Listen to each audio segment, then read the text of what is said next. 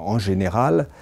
compte tenu du facteur technique et compte tenu du poids de l'expérience sur les modes complexes, tramway, métro automatique, mais aussi BHNS,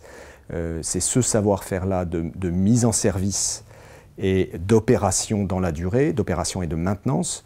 que nous sommes capables d'apporter et que nous sommes capables de mettre à disposition de collectivités qui soit démarrent des systèmes nouveaux et pour lesquels elles ont donc besoin d'acquérir cette compétence, soit opèrent des systèmes dans des conditions qu'elles ne jugent pas satisfaisantes ou engagent des opérations de rénovation. C'est à ce moment-là, en général, que nous avons la possibilité d'intervenir, toujours au travers d'appels d'offres internationaux sur lesquels nous retrouvons nos concurrents et amis français, nos concurrents et amis anglais et un petit nombre d'autres opérateurs internationaux, singapouriens ou asiatiques par exemple.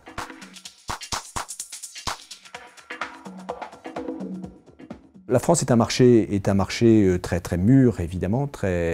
dans lequel il y a un certain nombre de projets qui sortent, dans lequel, vous le savez, l'urbain tient une place importante. Alors, nous avons la chance de nous appuyer sur le savoir-faire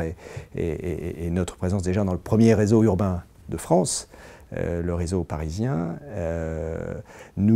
Pour autant, nous cherchons à nous développer dans un certain nombre de réseaux de villes moyennes. Nous avons successivement gagné, par exemple, le réseau de Charleville-Mézières. Nous opérons à Bourges et en 2013, nous avons démarré le réseau de Boulogne-sur-Mer, qui sont des réseaux de taille moyenne dans lesquels il y a besoin d'innovation, il y a besoin de services, il y a besoin d'une qualité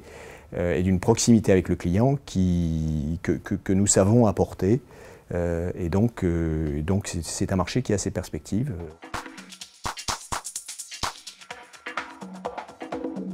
On voit bien que les transports urbains sont l'occasion de nombreux projets partout dans le monde parce que des mégapoles très importantes se développent. Dans ce paysage des transports urbains et dans ce secteur avec ces nouveaux projets, les Français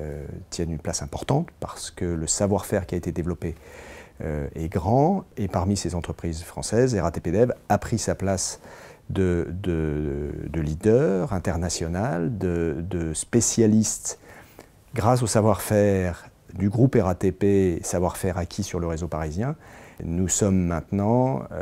choisis par des collectivités, par des villes du monde entier, qu'il s'agisse de Chine ou qu'il s'agisse d'Amérique du Sud, des États-Unis, du Moyen-Orient, d'Afrique du Sud,